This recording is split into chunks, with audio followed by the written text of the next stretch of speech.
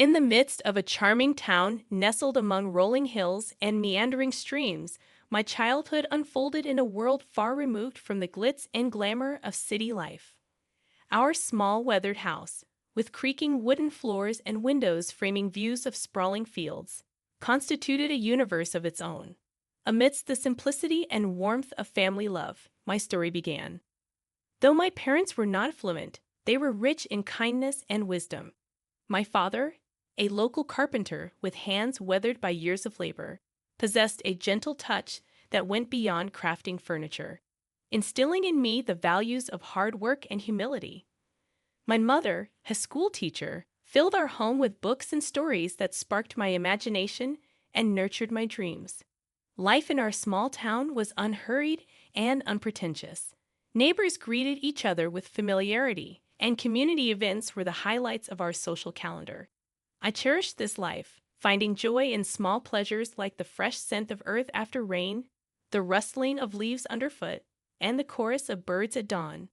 It was at the local library where I first encountered Mark. Unlike anyone I had known, he was a visitor from the city with an air of sophistication yet an unassuming nature.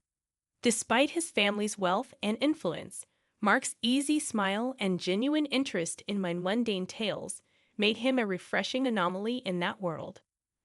Our initial conversations were tentative, like two worlds cautiously orbiting each other. Mark spoke of city life, the fast pace, endless opportunities, and dazzling lights. In return, I shared stories of my town, the annual harvest festival, serene walks by the stream, and the close-knit community. In those early days, we often met at the old park bench by the lake, our conversations stretching for hours. The lake, with its placid waters reflecting the changing hues of the sky, bore witness to our growing connection, an invisible thread weaving our disparate worlds into one. One evening, Mark said to me, his voice tinged with a vulnerability I had not seen before, "Anna, I have always been surrounded by people who care more about wealth and status, but with you, I found a serenity that I didn't know existed. You show me a different way of life, one that's genuine and full of warmth." His words stirred something deep within me.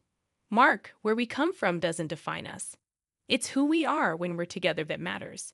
You've brought a new perspective into my life, opening my eyes to dreams I never dared to have. As our relationship deepened, Mark confided in me about his family, particularly his mother, a woman of elegance with stringent expectations. He spoke of her with respect, yet there was an underlying concern in his words. "She has her own ideas about who I should be with. I'm just worried about how she'll react to, well, to us." I reached out, taking his hand in mine, feeling the slight tremor. "We'll face that together," I assured him. Love isn't about backgrounds or expectations. It's about two people who choose each other against all odds. The day Mark proposed was as unassuming as our love. No grand gestures, just a heartfelt promise of a life together. As I looked into his eyes brimming with hope and love, I knew this was just the beginning. The evening I was set to meet Mark's family, my nerves were on edge. The grandeur of their mansion loomed large, a stark reminder of the different worlds Mark and I came from. Mark held my hand, giving me a reassuring look. "Just be yourself. Anna, that's all you need to be." I smiled weakly, trying to quell the rising anxiety. "I just hope your mom doesn't think I'm out of place." Mark sighed, a hint of concern in his eyes. "Mom can be a bit much. Just remember, I'm here with you." As we entered the opulent dining room, Mark's mother, Moran, a statuesque woman with an air of austerity, greeted us. Her eyes quickly took me in, a flicker of disapproval passing over her face. "So this is the young lady who's captured my son's heart. Interesting choice, Mark."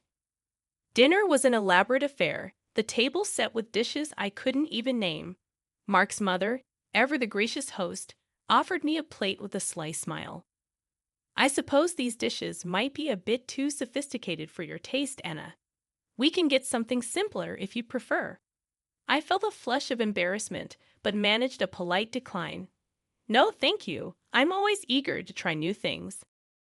As the evening progressed, her comments grew more pointed.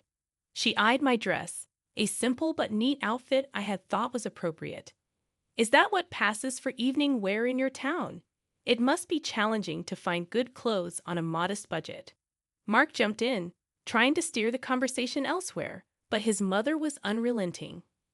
Tell me, Anna, what do your parents do? It's always fascinating to learn about different walks of life. I answered, feeling the weight of her judgment. My father is a carpenter, and my mother is a school teacher. Oh, how quaint, she replied, her voice dripping with condescendence. Hard-working people, I'm sure, but I suppose they couldn't offer you much in the way of financial head start. The meal continued with her taking jabs at my small-town upbringing, my parents' humble occupations, and even my salary, which she had somehow learned about. Each comment was veiled in politeness, but sharp enough to cut. Mark was visibly uncomfortable, his attempts at defending me only seeming to amuse her more. As we left, Mark's father, Daniel, pulled me aside, offering a kind smile. Anna, you handled yourself well. Don't let her get to you. She'll come around. In the car, Mark apologized profusely. I'm so sorry, Anna. I didn't think she'd be this harsh. I sighed, a mix of hurt and determination in my voice. It's okay, Mark. I knew it wouldn't be easy, but I love you, and that's what matters. That night, as I lay in bed, the sting of his mother's words lingered. Beneath the hurt, a resolve was building. This was more than just about fitting in. It was a test of our love and my strength, and I was ready to face it. As the wedding day approached, the air buzzed with excitement, but unfortunately carried a growing tension. Marin, who had taken it upon herself to oversee the preparations, seemed to derive a peculiar pleasure from belittling my ideas and choices at every turn. One afternoon, while discussing the wedding plans with Mark and his mother, the topic of the wedding dress surfaced. I had chosen a simple yet elegant gown that I believed reflected my personality. Mark's mother, however, had different ideas. That dress, Anna, it's so plain. Don't you want to make a statement on your big day? After all, you're marrying into the family, she remarked, her voice laced with a patronizing tone. Mark squeezed my hand under the table, giving me a supportive look. Mom, Anna looks beautiful in that dress. It's her choice, and it's perfect. His mother, however, remained relentless. Oh, Mark, let's be realistic. This is a high-profile event, and people expect a certain standard. Anna, dear, you should consider something more fitting of our family status. I tried to keep my voice steady, though her words stung. I appreciate your concern, but I really love my dress. It's special to me. Her response was a dismissive wave. Well, it's your day, I suppose. But remember, it's not just about you. It's about how you represent us too. As the days passed, her comments became more frequent and cutting. Maureen criticized everything from flower arrangements to menu choices and even the invitations. Each remark subtly dug at my background and my perceived inability to meet her lofty standards. Mark and I had numerous conversations about this, often late into the night. I can't believe she's being so difficult, Mark would express, frustration evident in his voice. I wish she could just see how amazing you are, how you make me happy. I would lie there, feeling his arms around me, a mix of love and sorrow in my heart. I knew marrying into his family wouldn't be easy, but I didn't expect it to be this challenging. The wedding day dawned bright and clear, a stark contrast to the turmoil churning within me. My parents and I had worked hard to make everything perfect, despite the constant criticisms from Moran. As I dressed in my simple but elegant gown, I hoped the day would pass without incident. The ceremony was beautiful, filled with love and heartfelt vows. Mark's eyes shone with affection and promise as we said our I do. However, looming over the joyous occasion was the apprehension of the reception to follow, particularly the speeches. As expected, Maren took the microphone, her presence commanding the room's attention. The air was thick with expectation as she began to speak. Ladies and gentlemen, she started, her voice loud and clear. Today, we have gathered to witness the union of my son Mark with Anna, let's say, a person from a different circle. Whispers spread through the guests. and I felt a cold shiver run down my spine. She continued, her words sharp and unyielding. While some may commend Mark for his charitable heart in lifting a beggar from the streets, we must be cautious. It's essential to keep our family's reputation and standards high, not let them be diluted by those who are clearly freeloaders seeking to elevate their status by clinging to a family of higher standing. The room fell into a stunned silence. My parents looked at me, their faces a mix of shock and hurt. Mark's face was a mask of disbelief and anger. The guests, a mix of our friends and Mark's high society acquaintances, looked on uncomfortably, unsure of how to react. My heart sank, and a profound shame washed over me. Her words, so cruel in public, were more than just insults. They were a deliberate attempt to shame and belittle me in front of everyone we cared about. As she concluded her speech with a forced toast to our future, the applause was hesitant and muted. The room was enveloped in an awkward silence, the joy of the occasion marred by her venomous words. Mark stood up, his voice trembling slightly. "I'm sorry, Anna. This isn't what I wanted." His eyes were apologetic, filled with a mix of love and sorrow. I looked around at the shocked faces of our guests, feeling incredibly humiliated. The weight of her words hung heavily in the air, casting a shadow over what was supposed to be the happiest day of our lives. The atmosphere at the reception remained tense following the disparaging speech by Mark's mother. When his grandmother, Mrs. Eleanor, a figure of respect and authority in the family, requested the microphone, her poised demeanor and serious expression immediately drew the attention of all the guests. "Good evening," she began, her voice clear and firm. "I have something important to say. Anna, you have faced unwarranted criticism today. Criticism that no one deserves, especially not on their wedding day." I looked up in surprise, and Mark beside me appeared equally astonished. Mrs. Eleanor then turned towards Moran. "It seems we have forgotten our own past and where we come from. Let me remind everyone here, especially you, that before you were the lady of this house, you were a maid working under this very roof. It was here that you met your husband." A hush fell over the room. Mark's mother's face turned a shade paler, her eyes widening in shock and embarrassment. Mrs. Eleanor continued, her tone unyielding. "So, for a former maid to stand here and scorn someone for their humble beginnings and modest means is not only ironic, but deeply hypocritical." I could hardly believe what I was hearing. The room was engulfed in stunned silence, every guest hanging on to Mrs. Eleanor's every word. You, who rose from poverty, should be the last person to judge or belittle another based on their background. We should be proud of Anna's integrity and strength, not deride her for it. The guests shifted uncomfortably, and whispers began to circulate. Marin sat motionless, the impact of Mrs. Eleanor's words evident on her face. In this family, we value character over wealth, kindness over status. Anna exemplifies these values, and I am proud to welcome her into our family, Mrs. Eleanor concluded, her gaze softening as she looked at me. The room erupted into applause, a stark contrast to the earlier muted response.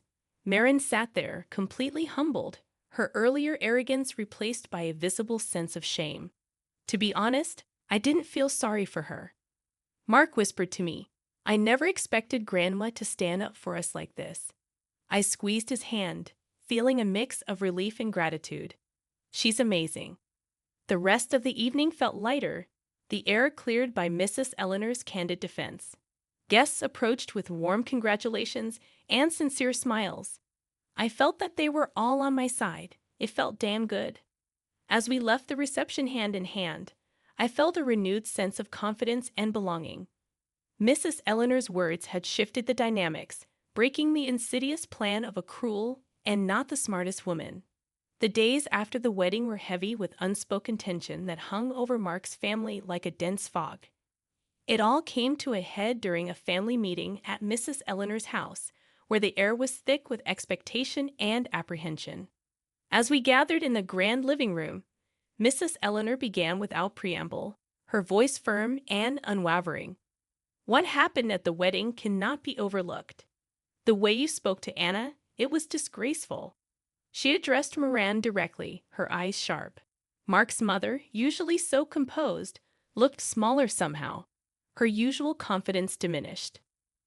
Eleanor, I've already apologized to Anna, she said, her voice tinged with a hint of defiance. It's not just about an apology, Mrs. Eleanor retorted. Your actions reflect on this entire family. You've become accustomed to a lifestyle funded by the family's money without appreciating its value. Mark's father nodded in agreement, his expression serious. My mother is right. You've lost sight of what's important. Mrs. Eleanor then laid out her decision, each word deliberate and clear. I decided to cut off the financial support you've been receiving. It's time you start contributing to this family instead of just taking. You'll need to find a job and learn to live within your means. The shock on Moran's face was evident. She turned to her husband, seeking support. You can't agree with this. She can't just cut me off like this. But Daniel surprised her. I stand with my mother on this. You've gone too far this time. It's for your own good. Moran's eyes filled with anger and disbelief, her usual poise crumbling under the weight of her new reality. Mark, who had been silent, spoke up, his voice steady. Mom, Grandma's decision is harsh, but it's fair. You need to understand the impact of your words and actions. I sat there, watching the scene unfold, feeling a mix of sympathy and relief. Mark squeezed my hand under the table, a silent show of support. The meeting ended with Mark's mother in a state of shock, the reality of her situation slowly sinking in. She was obviously used to living at the expense of her family, and all thoughts of work caused her a migraine. I could barely contain a chuckle. As we left, Mark leaned in close. I never thought I'd see the day when Mom would be at a loss for words, but maybe this is what she needs to change. I nodded, feeling a cautious hope for the future. Perhaps this will be a new beginning for her, for all of us. The family reckoning had been tough but necessary. It was a pivotal moment that promised to reshape the dynamics within Mark's family, hopefully for the better. The honeymoon was a welcome escape for Mark and me. As we walked along the sandy beaches, the soothing sound of the waves provided a much-needed respite from the recent family turmoil. One evening, as we watched the sunset, Mark wrapped his arm around me. I'm sorry our wedding turned into such a drama, Anna. I wish things had been different. I leaned into him, feeling the warmth of his embrace. It's okay, Mark. It wasn't your fault. What matters is we're together now, away from all that stress. Mark sighed, looking out over the ocean. Yeah, but when we go back, we'll have to face the reality of my mom's situation. It's going to be tough for her. I nodded, understanding his concern. Maybe this will be a chance for her to grow, to see things from a different perspective. We spend our days exploring and our nights talking about our future. The challenges we have faced seem to strengthen our bond, reaffirming our love to each other. On our last night, as we packed our bags, Mark looked thoughtful. You know, Anna, everything that happened made me realize how important you are to me. I can't imagine going through life with anyone else. I smiled, touched by his words. I feel the same, Mark. We've been through a lot, but it's only made our relationship stronger. We can handle whatever comes our way as long as we're together. As we headed back home, I felt a sense of peace. The honeymoon had not only been a break from the chaos, but a time for us to solidify our bond, to prepare ourselves for the new chapter in our lives. We were returning to a changed reality, but we were doing it together, stronger and more united than ever. The future was uncertain, but I was ready to face it with Mark by my side. Coming back from our honeymoon, Mark and I were unsure of what awaited us at his family home. The car ride was quiet, both of us lost in our thoughts about the new family dynamics. As we arrived, the first thing we noticed was the absence of Mark's mother. Inside, we were greeted by his grandmother, Mrs. Eleanor, who wore a knowing smile. Welcome back, you two. I suppose you're wondering about the changes here, she said, her tone light but with an undercurrent of seriousness. Yes, where's Mom? Mark asked, looking around. Mrs. Eleanor took a deep breath, her smile still in place. Well, after you left, Marin caused quite a scene. demanded that I restore her financial support. When I refused, she decided to leave. She's now living in a small apartment, and from what I hear, is looking for a job. Mark and I exchanged glances, the news sinking in. It was a drastic change from the luxurious life she was used to. And there's more, Mrs. Eleanor continued, leaning in as if to share a secret. Your father is considering a divorce. He's had enough of her antics. Seems like she finally pushed him too far. Mark's expression was one of shock mixed with a hint of relief. I can't believe it. I mean, I knew things would change, but this is more than I expected. I reached out, touching his arm. It's a lot to take in, but maybe this is for the best. A chance for everyone to start fresh on a more honest footing. Dinner that night was an oddly serene affair. The absence of Mark's mother was felt, but not in the way we had anticipated. The conversation was more open, and for the first time in a long time, it felt like there was a real sense of family. As we drove home later that evening, Mark was pensive. I always hoped for a change, but I didn't expect it to happen like this. It's going to be a big adjustment for Mom. I nodded. It's a tough situation, but maybe it's a necessary step for her to grow. And for your dad, too, to find some peace. The ride home was reflective, both of us contemplating the new reality we were returning to. The family we left before the honeymoon was not the same one we were coming back to. It was a sobering thought, but in many ways, a hopeful one. Change, though painful at times, was often the path to something better, and we were ready to face it together.